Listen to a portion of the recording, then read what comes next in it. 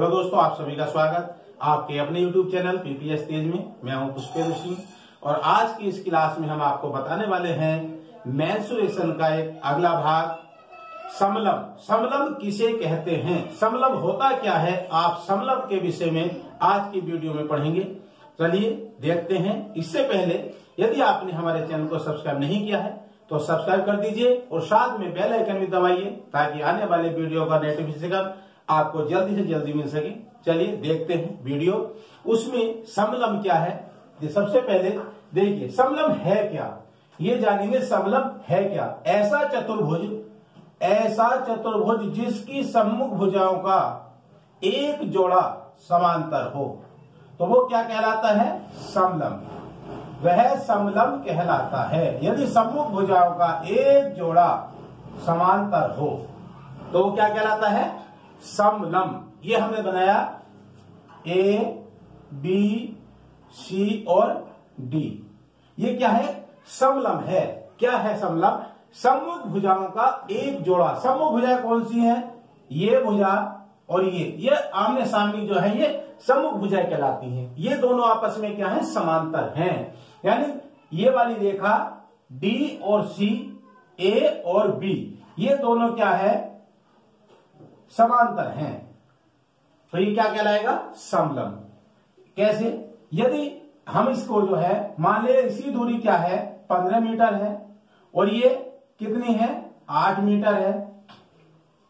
और ये इसकी जो ऊंचाई है, ये वाली जो चीज है, ये चौड़ाई, ये कितनी है? ये कितनी? 12 मीटर। ध्यान दीजिए, इसकी जो चौड़ाई है 12 मीटर, जितनी यहां से यहां तक की दूरी है 12 मीटर, तो ये भी 12 मीटर होगी। तो समलंब है। यानी समांतर रेखाएं क्या होती हैं? ऐसी दो रेखाएं जिनके बीच की दूरी सब जगह बराबर हो, हर स्थान पर दूरी उनकी बराबर होती है, तो वो कहलाती है समांतर रेखाएं। तो यह ये दोनों रेखाएं आपस में समांतर हैं, इसलिए क्या कहलाएगा? समलंब, क्योंकि एक जोड़ा इसका समांतर है। इस तरह से ये बनाया तो ये बन गया आपका समलंब। अब इसमें आता है कि समलंब का क्षेत्रफल कैसे हम निकालते हैं, तो यहां ध्यान देना है। अब हम इसका क्षेत्रफल निकालेंगे। क्षेत्रफल क्या होता है? एरिया, यानी जितना स्थान को घेरता है वही उसका क्षेत्रफल कहलाता है। ये अंदर का जो क्षेत्र है ये क्या कहलाएगा? इसका क्षेत्रफल कहलाएगा। तो इसमें दो भुजाएं दे रखी है। जो सम्मुख भुजाएं हैं, जो समांतर है, ये 8 मीटर है, ये 15 मीटर है। और ये इसकी ऊंचाई जो दे रखी है, ऊंचाई कितनी है इसकी? 12 मीटर है। तो हम इसका निकालेंगे क्षेत्रफल। तो यही आप फार्मूला देखिए, उसको हम बता रहे हैं, ध्यान से उसको देखना है। क्या है फार्मूला इसका? बनता है जैसे, ध्यान दीजिए, इसका क्या फार्मूला बनता है? 1/2 A1 प्लस A2 और गुणा H, यानी ऊंचाई A1 A2। आप यहां लिख सकते हैं B1 B2 भी लिख सकते हैं, यहां कोई भी अक्षर का प्रयोग कर सकते हैं इस तरह से। A1 plus A2, B1 plus B2। ये क्या है? 1/2। ये दोनों क्या है? A1 A2। A1 A2 का मतलब है ये दोनों जो समांतर रेखाएं हैं, जैसे यहां पर 8 है और ये 15 है, तो ये दोनों समांतर जो रेखाएं हैं ये A1 और A2 है। H ऊंचाई है 12 मीटर। तो समझ में आ गई इतनी बात? आगे क्या करना है? इनको हम यहां रख देंगे कैसे? 1/2 ब्रैकेट में लिख देंगे 8 प्लस A2 की जगह 15 और गुणा क्या जाएगा? आपका 12 आ जाएगा। ध्यान देना है, इसका 12 आ गया। अब यहां पर आप देख रहे होंगे 1/2, इसे जोड़िए, इसकी गुणा करिए बटे 2, तो गणना हो जाएगी। या इसको इस 2 से इसको काट दीजिए, तो आपकी क्या आ जाएगी? यहां पर गुणा करने के बाद हमारा इसका क्या जाएगा? क्षेत्रफल आ जाएगा। ठीक है, इसका क्षेत्रफल आ जाएगा। अब इसको देखिए ध्यान से, ये 2 है, इसे जोड़ दीजिए। 1/2, ये कितना आ जाएगा? यहां गुणा लगेगा, ये 23 गुणा 12, 2 से कट जाएगा 6 बार। अब इसे गुणा कर दीजिए, कितना आ जाएगा? 6 या 18, हंसी लगाइए, और 6 दूनी 12 13, 138 वर्ग मीटर। यानी ये भी वर्ग मीटर में निकलता है, वर्ग में। यह क्षेत्रफल समलंब का। इस प्रकार से हम जो समलंब आता है उसका हम क्षेत्रफल निकालते हैं। इस तरह से निकालते हैं। कोई सा भी चित्र आ जाए, सवाल आ जाए, इसी प्रकार से निकालेंगे। इससे आगे अब सवाल देखेंगे। आगे सवाल देखते हैं। अगला सवाल देखिए क्या है। हमारा क्वेश्चन है एक समलंब की समांतर भुजाएं 3 सेमी और 4 सेमी है, इनके बीच की दूरी 3 सेमी है, तो समलंब का क्षेत्रफल ज्ञात कीजिए। इस प्रकार से आएगा, उसमें दूरी दे रखी है, भुजाएं दोनों समांतर है, 3 सेमी और 4 सेमी, दोनों भुजाएं समांतर है, यानी आमने सामने की भुजा समांतर दे रखी है। जैसे 3 सेमी और इसके बीच की दूरी क्या है, 3 सेमी। यहां से ये बीच की दूरी कितनी है, 3 सेमी है, ये 3 सेमी है, और ये सामने जो भुजा है ये कितनी है, ये 4 सेमी है। इस प्रकार का ये समलंब है, इस तरह का। ये दोनों भुजाएं 3 सेमी है, ध्यान दीजिए, इसका 3 सेमी और ये कितनी है, 4 सेमी, और ये क्या है, बीच की 3 सेमी, 3 सेमी हो गई। तो अब इसका क्षेत्रफल कैसे निकलेगा, अभी जैसे अभी फार्मूला बताया था 1/2, और यहां जाएगा A1 प्लस A2 और यहां गुणा H। अब इसके स्थान पर हम जैसे A1 A2 है, तो जो हमारी आमने सामने भुजा है समांतर है, समान है भुजाएं, समांतर भुजाएं कौन सी है, इनको रख देंगे। 1/2 यहां 3 है तो 3 प्लस 4, ऊंचाई कितनी है, 3 है, तो यहां गुणा 3 लिखेंगे, तो कितना जाएगा, 1/2, 4 और 3 7 हो जाएगा, गुणा 3 बराबर कितना जाएगा, 7 या 21/2, 2 से काट दीजिए तो कितना जाएगा, 2 ही, कितना जाएगा 10.5 सेमी स्क्वायर, यानी वर्ग सेमी आ जाएगा। 2 से इसको काटने के बाद 10.5 वर्ग सेंटीमीटर आ जाएगा। इसका क्षेत्रफल है ये आंसर। इस तरह से ऐसे निकालते हैं। आगे, अब आगे सवाल देखते हैं। अगला सवाल क्या है, ध्यान से देखिए। 3 सेंटीमीटर ऊंचाई के समलंब का क्षेत्रफल 36 वर्ग सेमी है। इसकी समांतर भुजाओं में से एक भुजा की लंबाई 9 सेमी है, तो दूसरी समांतर भुजा की लंबाई बताइए। सवाल में क्या दिया है, क्षेत्रफल दिया है और उसमें एक भुजा दी है, तो हमें दूसरी भुजा निकालनी है। कैसे निकालनी है उसका देखिए।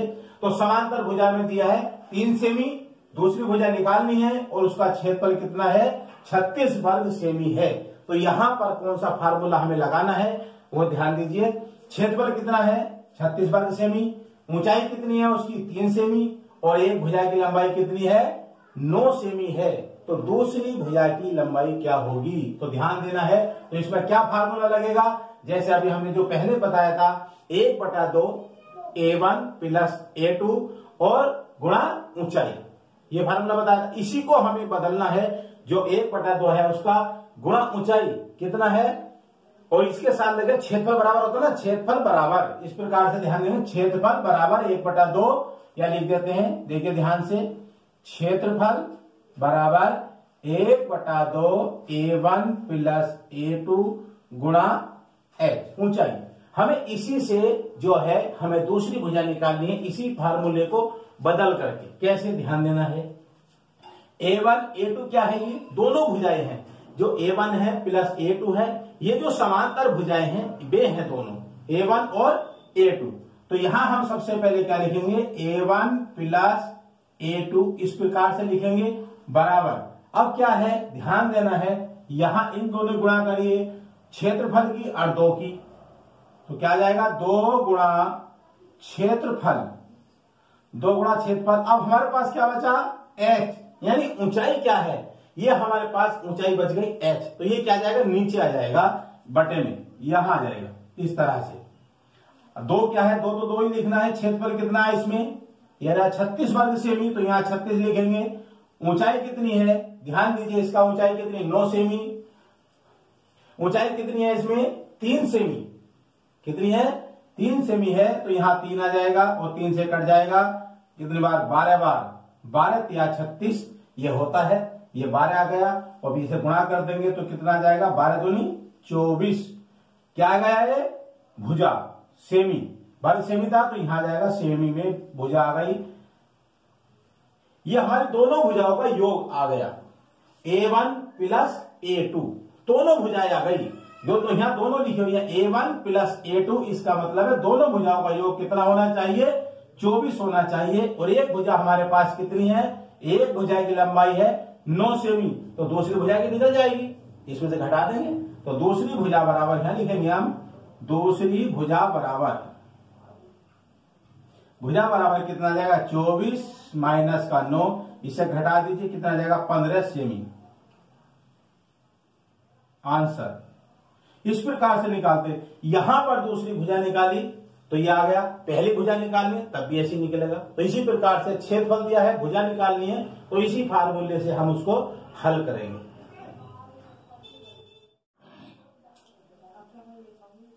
आगे नेक्स्ट सवाल देखते हैं। इस सवाल में ध्यान से देखना है, क्या है, चित्र भी सामने दिया हुआ है। निम्नांकित चतुर्भुज ABCD में ध्यान देना है, इसका चतुर्भुज है ABCD, यहां ध्यान दीजिए ABC और D, ये चतुर्भुज है। और उसमें क्या दिया है, AB समांतर CD, AB समांतर CD, देखिए कहां है AB, ये समांतर है किसके, CD के। ये वाली भुजा इस भुजा के समांतर है, AB समांतर CD, C और D, इसे DC भी कह सकते हैं और CD भी कह सकते हैं। ये दोनों भुजाएं आपस में क्या है, समांतर हैं, यानी ये भुजा इस भुजा के समांतर है। और क्या है, AD, ध्यान दीजिए AD कहां है, A और D लिखा हुआ है, इसमें AD लिखिए या DA या AD, हम ऐसे भी कह सकते हैं इसको।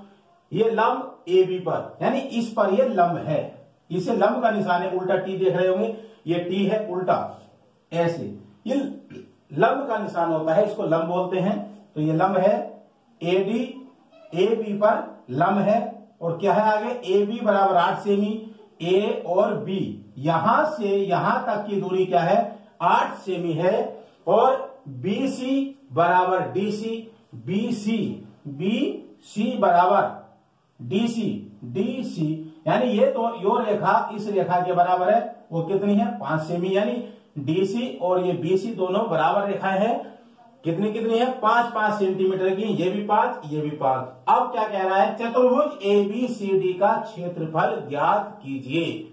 अब चतुर्भुज का क्षेत्रफल का फार्मूला क्या लगेगा, ध्यान दीजिए, इसका क्षेत्रफल बराबर 1/2 A1 प्लस A2 गुणा h, ऊंचाई जो संगत ऊंचाई दे रखी है उसमें वह यहां लगेगी। अब ध्यान देना इसका क्या, ये फार्मूला तो आपका आ गया, A1 भी है, ये है A2, ये आ जाएगी, लेकिन इसमें h निकालनी पड़ेगी। h नहीं दिया गया यहां पर, h है ये वाली, ये दूरी हमारे पास नहीं है, तो पहले ये दूरी हमें निकालनी पड़ेगी। तो कैसे ये दूरी निकलेगी, सवाल को ध्यान से देखना है। ये वाली दूरी आपको निकालनी है, ये जो दूरी है, क्या नाम है इसका, हम E रख दीजिए, E, क्या नाम है इसका, E और C, ये जो CE है ये हमें निकालनी पड़ेगी। ये दूरी है कितनी, जब ये निकल करके आ जाएगी तभी इसका क्षेत्रफल निकलेगा। तो ये ऊंचाई निकालनी है, ऊंचाई कैसे निकलेगी, यहां पर अब त्रिभुज बन गया, ये समकोण त्रिभुज है, और ये समकोण त्रिभुज में जब ये कोण है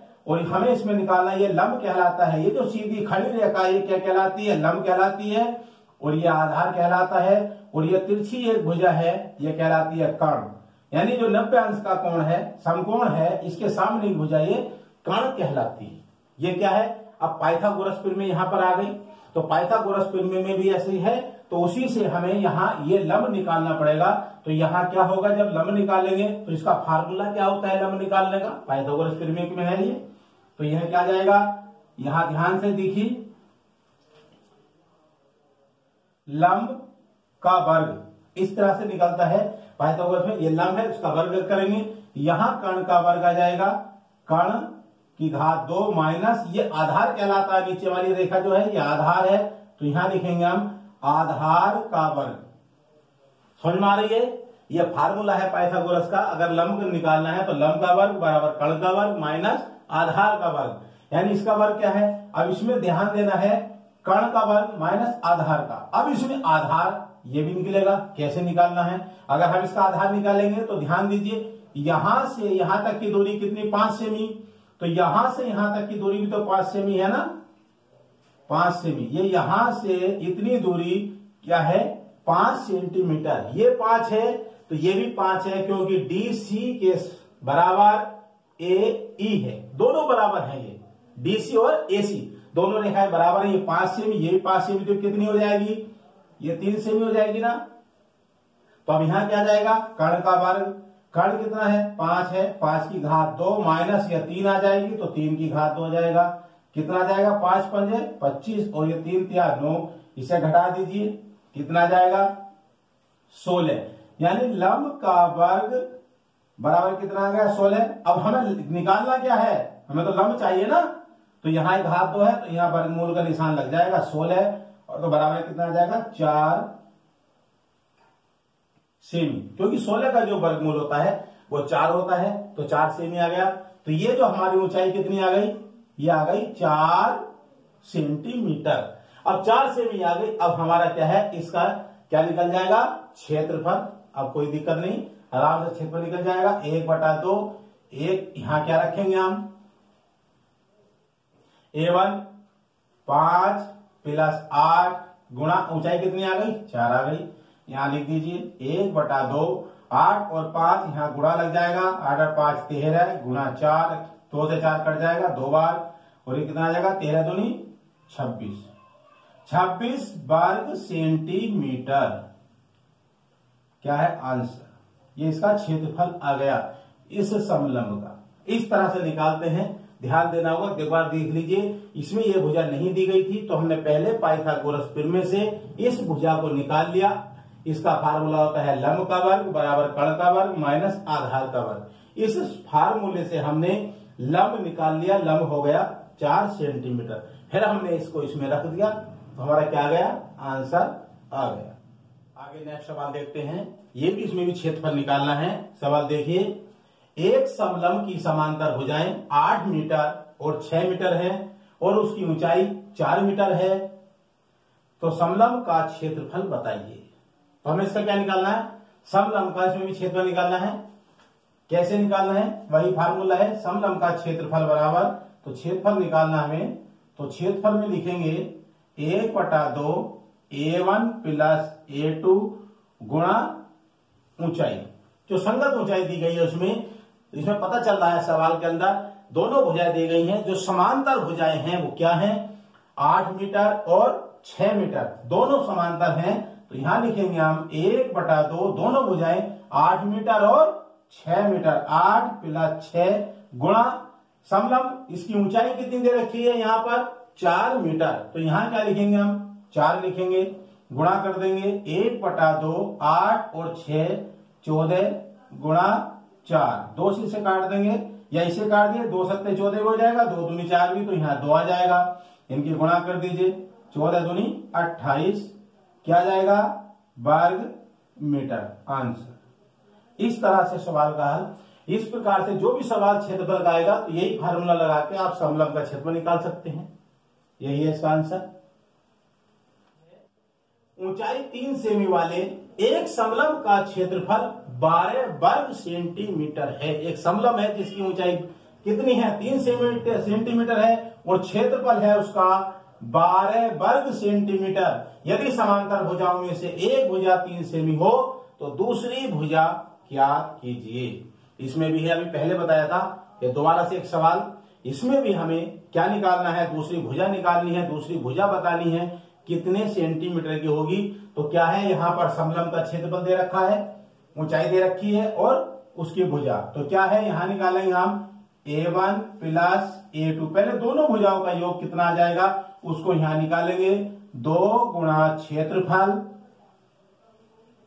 और बटे में क्या जाएगा ऊंचाई यानी H।